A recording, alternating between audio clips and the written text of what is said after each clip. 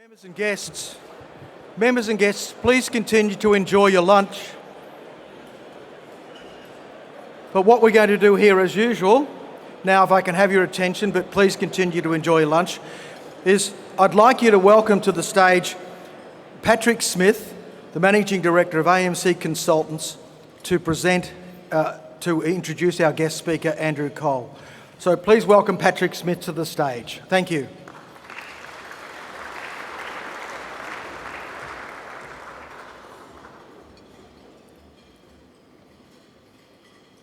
With over 25 years' experience in exploration and operations in the resources industry, Andrew has held a variety of exploration geoscientist roles, as well as 15 years in mine development and mine operations around the globe.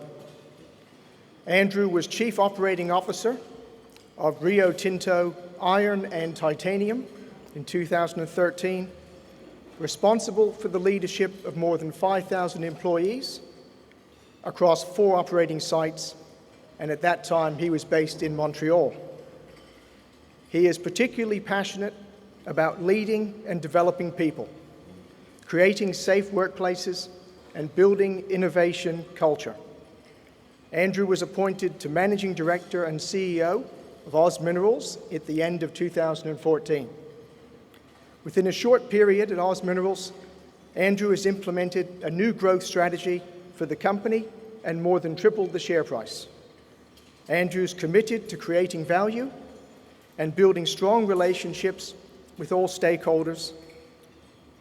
And Andrew is also a councillor of the South Australian Chamber of Mines and Energy. Members and guests, please welcome Andrew Cole, a Fellow of the AusIMM, to the Melbourne Mining Club.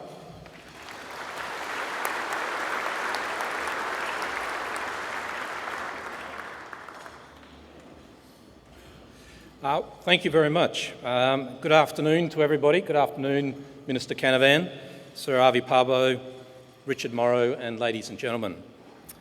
It's my pleasure to be presenting today to such an esteemed audience and such a large audience in such a fine building here today.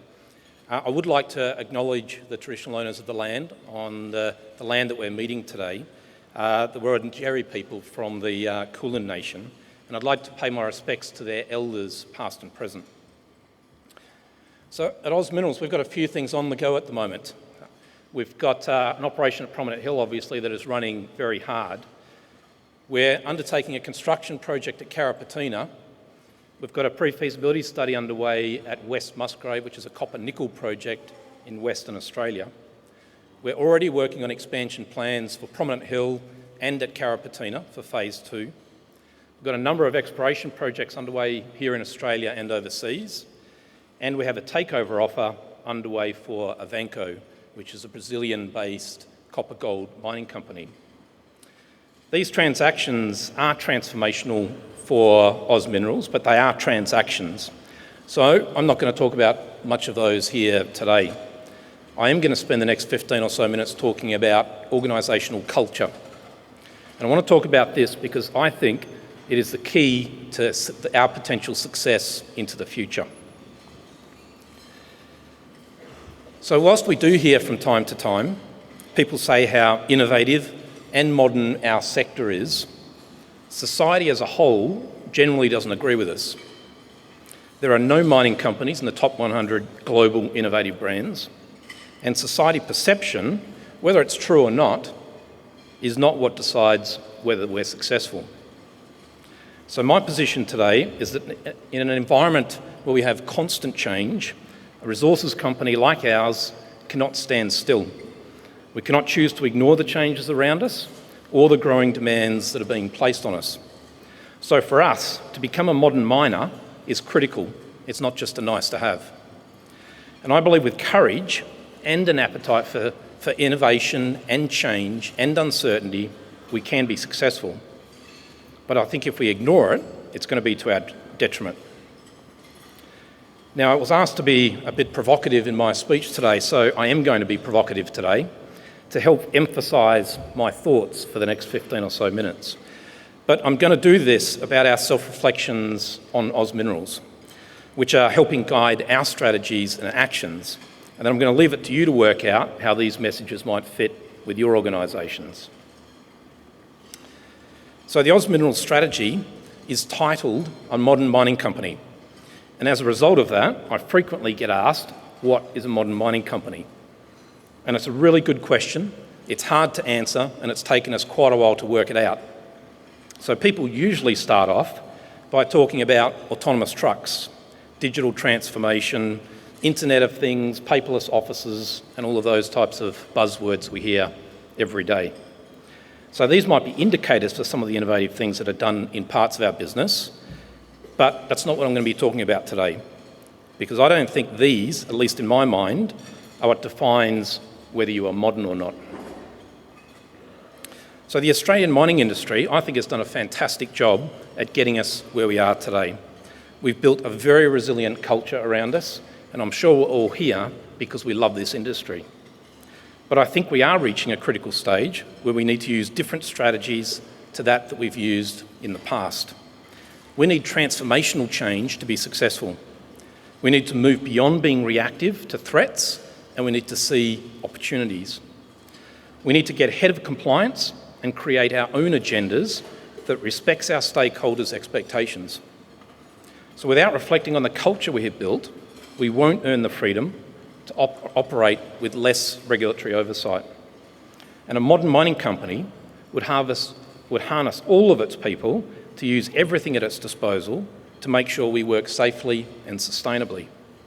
We will only then get to a point where we see mining operations choose, rather than be told to, develop less intrusive and more socially acceptable ways of mining. So 3 years ago, we identified a need to change here at Oz Minerals. We wanted to change the kind of business we were and how we operated. It was impeding our efforts to grow. We wanted to earn the right to grow, and we needed to change to make it happen. So our focus since then has been building a culture that encourages innovation, that encourages agility, and it encourages collaboration. A culture that is not threatened by disruption, but embraces it. So whilst we've made some progress on this, it's still absolutely a work in progress. And it's very difficult because people in our sector have been taught to operate in a very specific and replicable way. So I'm going to use 4 examples today to help articulate the attributes of what I think makes up a modern mining company. Topics that you'll be familiar with, and the 4 topics I'm going to pick are safety, change and innovation, risk, and future workforce. And I've only picked these 4 because they're topics we're all used to talking about. So let me talk about safety and compliance first. The safety of our people, we all know, is paramount to everything we do. It's a non-negotiable part of our cultures. But in the pursuit of safety and measuring outcomes, we've created a very compliance bureaucracy of quite some considerable complexity. This has been our solution to safeguard people in challenging conditions. We taught managers how to get good safety results through following procedures, and we've got very good at it. This compliance approach has been motivated by our pursuit for zero harm, but it usually takes the form of an all-consuming paperwork to verify everything and readily point to something that says, we've done our part and everybody knows what to expect. But while successful in significantly reducing workplace injuries, we're now paying another price, the price of being 100% consumed by our own and often self-imposed regulations, policies, standards and procedures.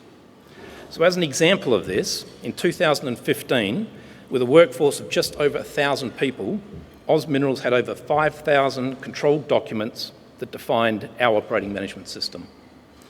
Another compliance driver, of course, is that of class actions, which are continuing to soar. So this drives us to feel that the best prevention is an ever-expanding paper trail of what we've done and why we've done it. The very compliance that has protected us so far is now starting to impede us.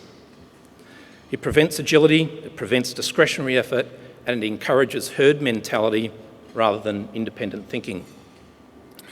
People have no freedom to think, no ability to innovate, and are in constant vigil about making a mistake. That's not to say that compliance and regulation need to be completely done away with. I'm not saying that at all. But modern mining needs to allow people the space to own their work, challenge existing practices, find better ways of doing things, and allowed to make mistakes. The tension between compliance and innovation is not limited to safety. So the graphic you see here is used by an education facility to understand the spectrum of compliance versus innovation with students. And it maps out what they think are the attributes of the ingredients of the respective two columns. And you can just as easily, I think, apply this to a company like Oz Minerals. And if I had to score us as a whole, I would suggest we are far more to the left than we are to the right on this spectrum. As I mentioned, being on the left has helped us to date improve our safety results, but often it's here just because we've always done it this way. So our challenge is that trying to shift from a highly structured and process-driven business makes our people, our boards, and our wider stakeholders very uncomfortable. So let me give you an example of this. So when we started building Carrapateena copper mine north of Port Augusta, it was at a time when commodity prices were slumped, and it was before the board had made a final decision. We saw this as taking a calculated risk and progressively de-risking the project. Some questioned whether it was high risk, some said it was even reckless, so not to follow the very traditional development process at a poor time in the cycle. At the outset, we announced we would build one underground decline to reach the resource. A few months after that announcement, a frontline manager put it to us that developing a second decline in parallel would cost the same amount but be safer and more efficient. So he made this case in a brief memo, we took it through its process, and we approved the change. When we announced this to the market, it was questioned and assumed by some that it was an admission we'd simply got things wrong in our initial plan. But quite the opposite, we were actually celebrating because people inside our business felt empowered to make change for the better. So using this example, we need to accept that in moving our culture from being compliant to innovative and challenging the norm will at times be misunderstood. But as we all know, this is what leadership's actually about. For many of us in this room, talk of change and innovation is not new, and these terms can easily be dismissed as buzzwords. But as KPMG's latest global CEO outlook showed, 86% of Australian CEOs are overwhelmed by the time needed to deal with digital disruption. 70% say they are struggling to cope with the pace of change. So people talk about having to deal with much bigger changes today, but our predecessors dealt with massive change events just like we do. The only thing that is changing is the speed at which change is occurring and the rate of globalisation and a penetration of these changes into the market. So whilst this is exciting on face value, we need to be very reflective if we want to keep pace. And I would say we have to be very courageous if we want to stay in front. So being agile to keep with the pace is not something we can do in a compliance-based environment. In the current intricate management system webs that we've created, we must review our system every time we change something. We have become experts at this, but the task is getting too big and too complex. Every time we audit ourselves, we find gaps. Why? Because we can't stay across the breadth and complexity of the own systems that we've built. Our industry that has done some great things, but I'm not convinced that innovation is one of them.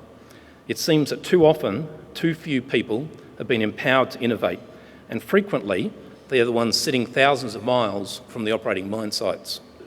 Just imagine what things could look like if the workforce majority, the people on the front line who know our operations better than anybody, were also empowered to innovate. Another barrier preventing us from moving forward is the perception of risk. So as I mentioned earlier, we've been conditioned to look at things through a threat-based lens.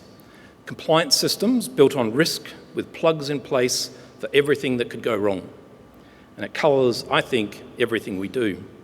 We're being taught to protect the downside because we can't afford for it to go wrong, and in doing so, have mandated that every person in our business be consciously or unconsciously conservative. We have risk registers for people's safety, for financial performance, our stakeholders, and even our nearby communities. usually all with action plans in place to make sure things don't go wrong.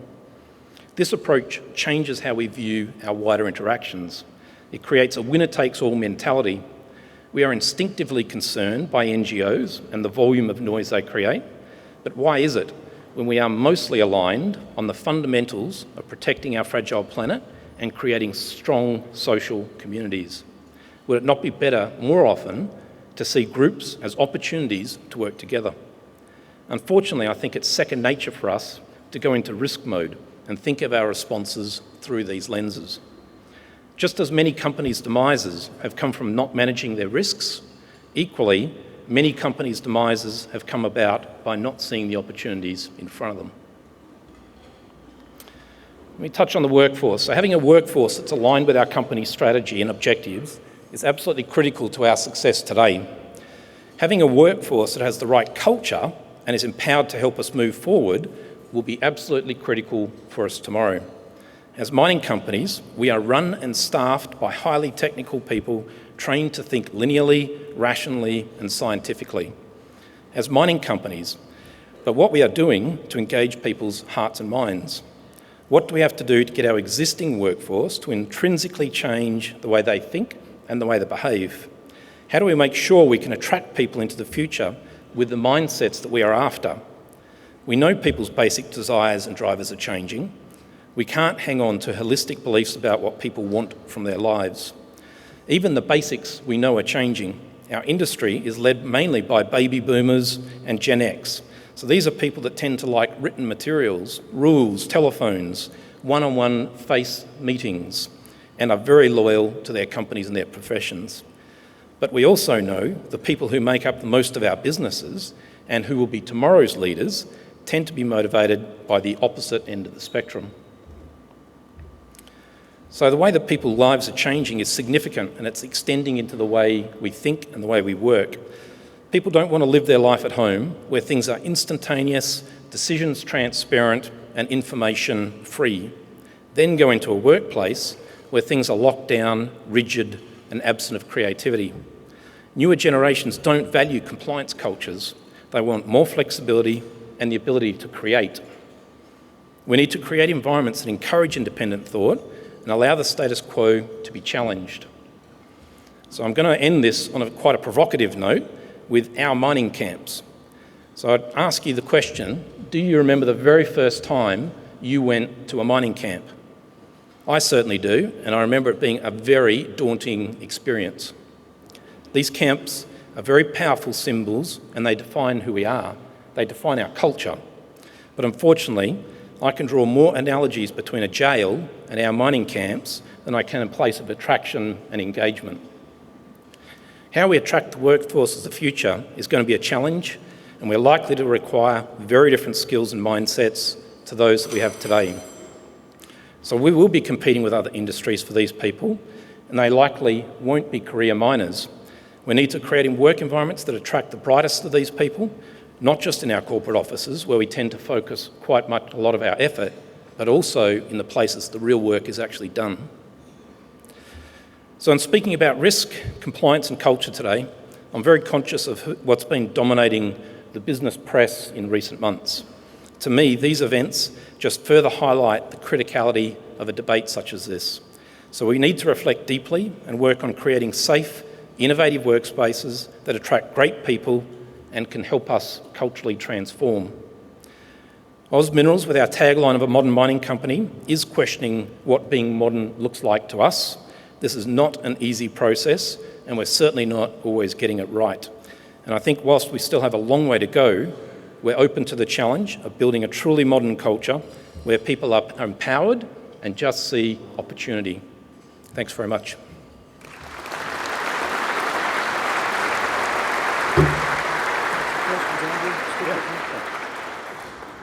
Wow.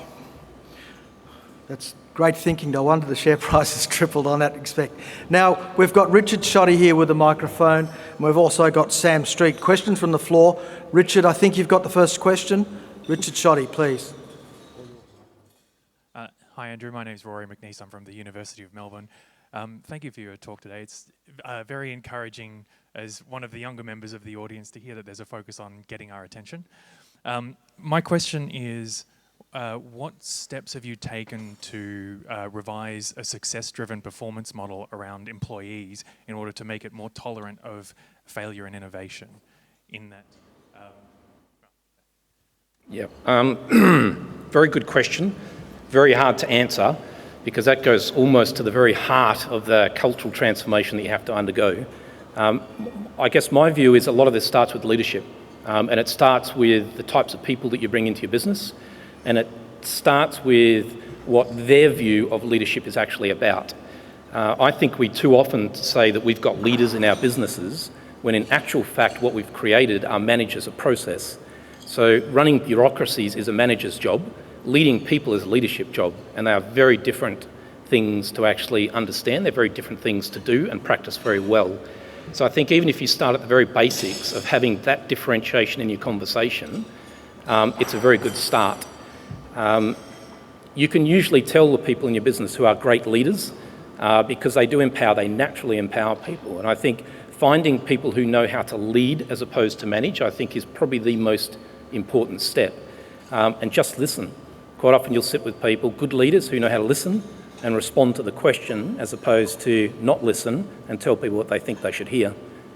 So it's a very big question. I think it's a very good question. It sort of goes to the heart of everything that we're trying to do, certainly at Oz Minerals. And to do that, we're putting in multiple levels of development programs at various levels through the business to help them understand the challenge and to help them understand what their role in addressing this challenge is.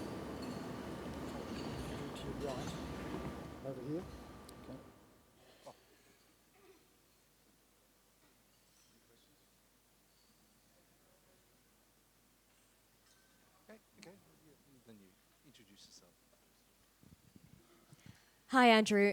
That was a great speech. My name is Jenny. I work for the AusIMM. I love the approach on organisational culture. I think it's great that the industry's starting to think about that. And I do agree you did end on a very provocative note. My question is about changing that culture in an environment or an industry that's as interesting as mining. I think to change a culture, the best way is through immersion. And a lot of mining companies operate different operations work differently because of the communities they work in. So how do you actually change a culture, throughout an entire organization when each different mine site functions differently? How do you get that immersion happening? Look, that's a question that you have to ask every organisation because every organisation is different. I think the first step is you need to want to change. You need to recognise that it's something that's important to you because if it's not important to you and you don't want to change, don't try. Because it needs to be heartfelt and it needs to be persistent in everything you do. Body language, systems, symbols, the whole works. So I can't answer that question for people generally, but I can tell you what we're doing at Oz Minerals. So we define culture using an old model. It's the systems, symbols and behaviours of an organisation, and they produce stories. And those stories effectively define who you are. You cannot redefine a culture by just tackling leadership. As an example, you've got to tackle all of the levers. So you can't have a bureaucracy, a very compliance-driven organisation, focus on leadership only and change your culture because the system will hold people back. So as an example, we had 5,000 documents in 2015 when we started this process. We are systematically removing the majority of those and lifting the level of our system. So our policies have gone from 75 to 9, I think it is. Our standards we are writing on one page, not 20-page booklets that are prescriptive. And we are using a devolved asset, a devolved operating model. So that means the culture at Prominent Hill needs to be owned and defined by the Prominent Hill team, not me. It's their culture. There are some non-negotiables about the way they behave, but the culture needs to reflect the area of Prominent Hill and the communities they're in.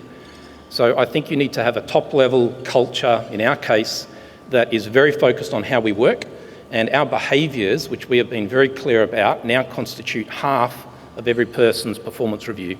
So it's equally about what you do as it is about how you do it. The subset cultures, though, that you have everywhere through a business needs to be reflective of the work environment. So the culture that we will have in Brazil, for example, will be entirely different to the culture that we will have at Prominent Hill, but they will still have some non-negotiables in terms of behaviour. Andrew, Richard, did you have a question? Andrew, Sam? Please stand up. Thanks, David. You actually brought us onto that point there. You mentioned a different culture in Brazil. I'd be interested in, assuming everything goes ahead and the transaction is completed, how you approach that task. Because clearly it's hard enough transforming a culture here in Australia. How are you going to do that in a country like Brazil? Sure. I guess pleasingly, a large part of our due diligence of Avanco was on the cultural aspects of the company as well as all of the other pillars. Avanco's culture is not something that needs transforming. In fact, there are elements of Avanco's culture that we would like to replicate and bring back into Oz Minerals, and some the other way. But I don't see Avanco as a turnaround. I don't see Avanco as requiring substantive cultural change at all. In fact, the leaders in Avanco, I think, have done an absolutely brilliant job. And if I didn't think they'd done a brilliant job, we wouldn't be aiming to take them over. Because I think you're exactly right. It's very hard to manage a culture from a few thousand miles away.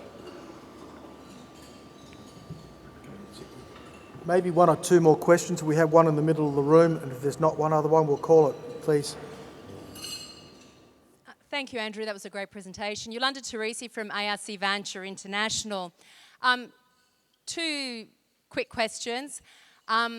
First foray into developing new operation outside of Australia. So it's a pretty bold step for a very Australian company with a name like Oz Minerals. So you're going to be changing your name. And also, why did you choose Brazil? Look, stepping overseas for Oz Minerals was not an impulse move. We've been working on this for 3 years. So getting the foundation of the company was in a much stronger position as what we've been working on since 2015. And we felt this year we were ready, not because of any other reason that the organisation was mature enough and had the systems in place to actually do it. We've also got a board and a management team, all of whom have lived and worked overseas. So we've got the capability in-house to actually make it happen. And it was then opportunistic time to actually to make this bid. The reason we have made a shareholder offer for Avanco is because Avanco owns the largest parcel of land in the Carajás region in Brazil, which, if anybody who knows copper will know that that is one of the most sought after addresses in the world for IOCG-hosted copper, and Avanco has the largest footprint there, second only to Vale. So we've been talking with Avanco for 3 years about this, and it was now just time. We were ready, and they need capital, capability and support, so which is why both sides have agreed that now's the right time. We have one last question in this back left corner where Richard Shoddy's got it, please. There we are. Hi, Andrew. Great statements. I'm just wondering, you've spoken a lot about people and culture. Moving forward, I guess in the mining site, we have a lot of, new advances in technology. The whole idea of machine learning, being able to automate a lot of processes, using Internet of Things, drones and things to simplify, previous work processes. What are your thoughts and what's your vision around that area, of your business? Yeah, sure. Look, we're working on many of those things as well. So we're working on a complete value chain, real-time system. We're working right across our business. So we're building our data lakes of data and information so we can use analytical tools in a predictive way. All of that work is going on. We're using drones. So many of the things that you will hear elsewhere, we're also tackling. What I would say, though, is that if you've got a business process that is not working really well, I would not try and replace it with technology because you'll probably screw it up. So you've got to have, I think, a rigid business process that's working exceptionally well that you then optimise with technology as opposed to the other way around. I also think that none of these technologies or solutions work unless you have a culture that is accepting of change. Because usually the single biggest barrier to putting something new into a business is the people themselves. They're used to doing something a certain way. They've got great ownership in the systems they've built. And unless they're amenable to change and see it as an opportunity as opposed to a threat, it will more than likely fail. The minute you take all those project teams away that are there to help you support it, it will probably become a sideline system. So I think the way to do this is get your culture right, and they will pull these solutions into the business, as opposed to push these solutions into the business into a culture that's probably not quite as receptive as it could be. And that's why I spend our time on culture.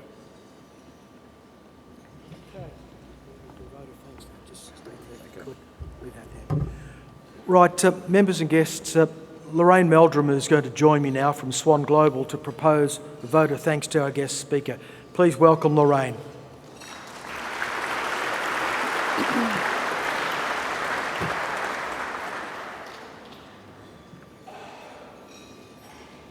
Well, Andrew Cole's performance at Oz Minerals sums up the man, his abilities and his performance. I'll identify 3 points, bearing in mind that Andrew has been with Oz Minerals for 4 years. Earlier this year, it was announced that Oz Minerals had recorded the best result in 6 years. Oz Minerals has committed to the huge Carrapateena project in South Australia. He has taken a truly imaginative approach to the many, many complex issues to enable the company to proceed with this very large project. Andrew has introduced a strong commitment to renewables for energy supply at Oz's South Australian operations. It has been incredibly wide-ranging thinking and the embracing of many new concepts that have also delivered excellent results for shareholders at Oz Minerals.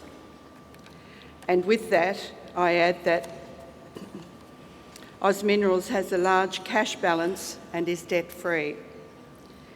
His thinking is today, tomorrow and beyond, and one could say applied to a greater extent than in so many other companies. If you compare both Oz Minerals' share price movement and cash balances over the 4 years that Andrew has been the MD of the company, it has seen a strong and solid growth. And to put a figure on that statement, the share price has more than tripled, up by over 300% during this period. This rise is despite the fact that the copper price, and copper is Oz's main commodity, has increased at nowhere near that rate. In fact, has not risen a lot at all. In summing up, that makes his performance extraordinary. Ladies and gentlemen, please join me in thanking Andrew Cole.